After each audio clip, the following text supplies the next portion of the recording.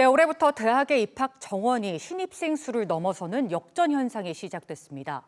전국적으로 대규모 미달이 발생한 데다 코로나 재정난까지 겹치면서 존폐기로 해선 대학이 급증하고 있는데요. 문제는 이 같은 대학의 위기가 이젠 시작에 불과하다는 겁니다. 유기홍 국회 교육위원장 모시고 이 문제 자세히 한번 짚어보도록 하겠습니다. 어서 오시죠. 네, 안녕하세요. 네, 안녕하십니까. 자, 지난주 국회 교육위에서 대학 교육의 재정난을 주제로 한 공청회가 열렸습니다. 상임위 차원에서 대학의 위기를 이제 고민할 만큼 사안이 좀 많이 심각해졌다 이런 얘기로 비춰지는데요. 그렇습니다. 이 자리를 통해서 어떤 문제점들이 좀 파악이 됐습니까? 네, 국회 보면 여야가 늘 의견 차이가 있는 것으로 되어 있는데 예. 이 문제에 대해서는 여야가 뜻을 함께 했습니다. 지금 대학이 정말 심각한 위기다.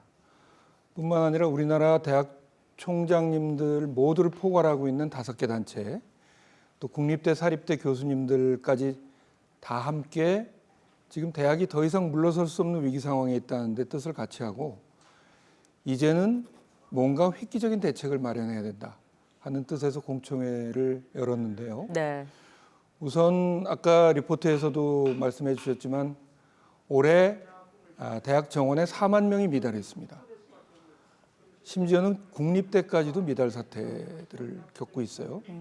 그리고 이 상황은 앞으로 점점 심각해질 거라고 생각됩니다. 예.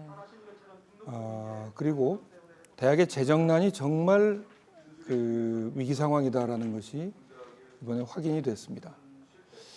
대학 등록금이 사실상 13년째 동결돼 있거든요. 이것은 물론 반값 등록금이라는 학부모 부담을 덜어주기 위한 정책이지만 그 과정에서 대학은 굉장한 재정난을 겪게 되고 있고 그래서 인건비 같은 경직성 경비를 제외하고는 나머지 예를 들어서 실험 실습비라든지 연구비 같은 게 굉장히 적어질 수밖에 없어요. 네. 그것은 대학 교육의 질의 저하, 학생들의 경쟁력 저하로 나타날 수밖에 없는 거죠. 이미 문 닫는 대학이 생기기 시작했고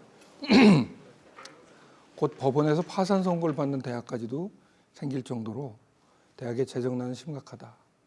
또 한 가지는 수도권과 비수도권의 격차가 점점 심각해지고 있다는 겁니다. 네. 그 얘기는 뭐냐면 지방대학이 훨씬 더 어렵다는 것이죠. 그래서 지방대학들 먼저 문을 닫을 것이다. 벚꽃 엔딩이라는 말이 있는데 벚꽃 피는 순서대로 대학이 문 닫을 거라는 굉장히 좀 슬픈 예언과도 같은 얘기인데요. 근데 이 모든 현상인데 결국 어디로 귀결되냐 하면 국가 경쟁력의 저하로 귀결될 수밖에 없습니다. 왜냐하면 대학의 경쟁력은 그 국가 경쟁력의 가장 중요한 지표거든요. 2011년에 IMD 국가 경쟁력 평가에서 우리 대학 경쟁력이 39위였는데 2019년에 55위로 떨어졌습니다. 우리가 세계 10위권의 경제대국인데 대학 경쟁력은 50위권 밖에 있다는 거죠. 이것은 우리 국가 경쟁력의 미래가 암담하다는 뜻인데 그렇기 때문에 이런 어려운 현실에 공감하고 특별한 대책을 만들자 하는데 뜻이 모아졌습니다. 네. 게다가 작년과 올해는 코로나라는 전례 없는 위기 상황까지 그렇습니다. 있었죠. 네. 일단은 말씀처럼 대학 재정이 어느 정도 안정이 돼야 교육의 질도 높아지고 연구 성과도 이뤄지고 이런 선순환들이 가능해지지 않을까 싶은데요. 이런 차원에서 현재 고등교육 지원 특별회계법을 추진하고 계십니다. 어떤 법안인가요? 네, 말씀드렸던 것처럼 대학이 지금 절대절명의 위기 상태에 놓여 있기 때문에 뭔가 특별한 대책이 필요하다는 것입니다. 물론 지금 교육부에서도 대학을 지원하고 있는데 우선 액수가 부족하고 그리고 사업 단위로 지원을 하기 때문에 이게 불균등하게 지원이 되고 있어요. 어려운 대학들은 점점 어려워지는 그런 현상들이 생기기 때문에 뭘 벤치마킹 했냐면 2016년에요. 당시 누리과정으로 사회적 갈등이 있었습니다. 그리고 출산율을 높이기 위해서는 유아교육이나 또 어린이집 특별한 지원이 필요하다는 생각으로 또 일가정을 병립하기 위해서는 돌봄 기능이 강화돼야 되겠죠. 네, 그렇죠. 그래서 유아교육 특별회계라는 것이 특별법에 의해서 5년 한시 지원을 하게끔 특별회계가 마련돼서 이걸 유특회계라 그럽니다. 유아교육 예. 특별회계. 5년 동안 지원을 해서 상당한 성과가 있었어요. 그래서 어린이집과 유치원에 대해서 우리가 더 많이 지원하게 됐죠. 돌봄 기능도 강화됐습니다. 잘 돼서 3년 연장을 했어요. 그래서 이걸 벤치마킹해서 이제 고등교육도 재정 확보를 위해서 교육부 예산에만 기대할 수가 없게 돼 있어요. 그렇죠. 그래서 고등교육 특별회계라는 제도를 신설하자.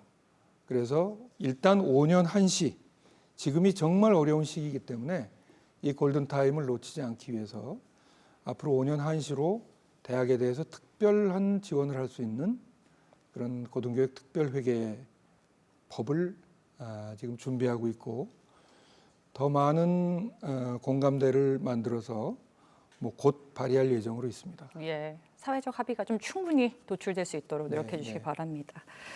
자, 비수도권에선 수도권에 유리한 평가 구조를, 또 전문대학에선 4년제 편중된 재정 지원을 지적하고 있습니다. 네. 이 한정된 재원을 좀 합리적으로 나누기 위해서 분명한 기준이 필요할 것 같거든요. 네, 지금 주로 교육부는 여러 가지 평가를 통해서 대학들을 지원하고 있어요. 그리고 사업에 공모를 하거나. 근데 여기에 국공립대나 수도권 대학이 조금 더 유리하고 지방 대학이 조금 더 불리하고, 또 같은 대학이지만 4년제 대학에 더 많은 예산이 지원되고 전문대는 좀 부족하다는 것이 전문대의 호소이기도 하죠. 예. 그래서 이 문제를 해결하기 위해서는 우선 먼저 교육 재정의 파이가 커져야 됩니다. 그렇기 때문에 아까 말씀드렸던 이제 고등교육 특별회계를 만드는 것이고, 또 그 안에서 배분하는 데 있어서도 좀 공정하게, 그러려면 지방대학에 더 많은 지원이 이루어져야 되고, 전문대학의 경우는 지금 고등직업교육, 평생직업교육 전문기관으로 만들어서 예를 들어서 인생 이모작이 되면서 성인 학습자들도 많이 생기거든요. 그렇죠. 평생 교육의 시대죠. 그렇죠. 이제 그런 분들에게까지 교육 기회를 확대하기 위해서 전문대 교육을 좀 재구조하고 좀 무상교육에 가까울 정도로 파격적으로 지원을 해야 되는데, 이것이 지금 미국에서 하고 있는 바이든이 커뮤니티 컬리지를 통해서 고등교육의 기회를 확대하는 정책과 좀 유사한 그런 점도 가지고 있습니다. 네. 그래서 국공립대보다 사립대가 불리하고 4년제보다 전문대가 불리하다는 것을 좀 극복하기 위해서 한 가지만 더 말씀드리면 RIS라는 그 정책이 있습니다. 예. 그것은 지역혁신 플랫폼이라는 것인데, 예를 들어서 대전 충남권에 대전시, 충남시, 세종시가, 충남도, 세종시가 참여하고 그 지역에 있는 국공립대, 사립대, 전문대까지 다 함께 참여해서, 그리고 산업체들도 함께해서요, 그 지역 전체의 어떤 혁신을 이뤄내고, 또 그 대학 졸업한 사람들이 그 지역 일자리로 할 수 있게끔, 그러니까 지방 대학을 살리는 데 있어서 굉장히 중요한 그 정책이라고 생각하는데, 사실 지금 그것도 예산이 부족해서 다 지원을 못 하고 있어요. 예. 그렇기 때문에 저는 여러 가지 정책도 중요한데 그 정책을 실현하는 데 있어서는, 교육 문제에 있어서는 재정이 중요하다, 이렇게 생각을 합니다. 보다 균형 있는 재정 지원을 위해서 정책적인 뒷받침이 필요하다, 이런 네, 말씀이시네요. 그런데 이런 재정 투입을 위해서 일단은 가장 우선적으로 좀 먼저 회복돼야 될 건 국민 신뢰다, 이런 말도 있습니다. 그렇습니다. 사학 비리가 여전히 이어지고 있고요. 또 자체 감사가 부실하다는 지적도 있었고요. 네. 코로나 국면에서 원격 수업의 질이 질타를 많이 받기도 했습니다. 대학의 혁신을 좀 유도하기 위한 또 다른 정책이 필요하지 않을까 싶은데요. 네, 사학의 혁신은 우리 국민들의 대학에 대한 신뢰를 높이는 데 굉장히 중요한 일이라고 보여집니다. 워낙 예전에 사학 비리가 심각하다 보니까 아직도 국민들 머릿속에는 사학 뒤에 비리자가 자연스럽게 연상될 정도로 예. 아직도 그런 인식을 가지고 있는 게 사실인데, 사실 예전에 조선대, 상지대 같은 아주 극단적인 비리 사학, 거의 학교를 사유물처럼 했던 근데 그런 현상들은 어느 정도 좀 개선이 되고 있다고 생각해요. 그렇지만 사실 연고대가 작년에 개교일에 처음 감사를 받았어요.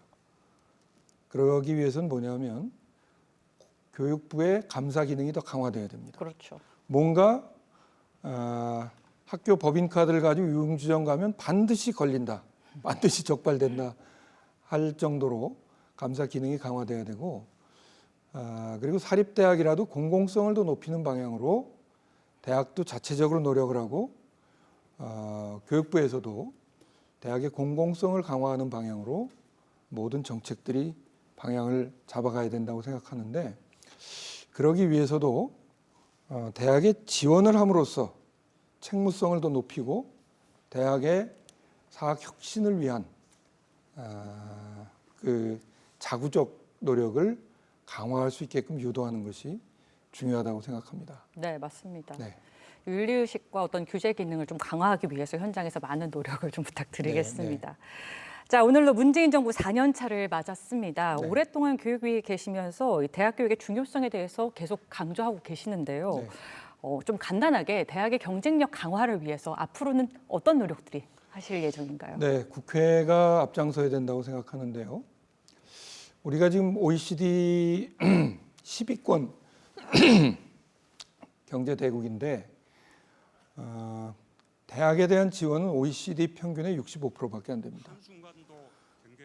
그래서 우선 국회에서 제일 먼저 해야 될 일 중에 하나가 고등교육 재정을 좀 안정적으로 확충하는 일이 또 국회가 해야 될 일이고요. 또 하나는 제도 개선도 굉장히 중요한 부분이 있습니다.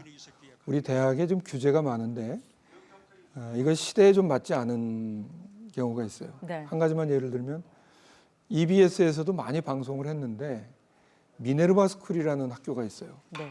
그것은 100% 온라인 수업으로 하고 학교 캠퍼스가 없습니다.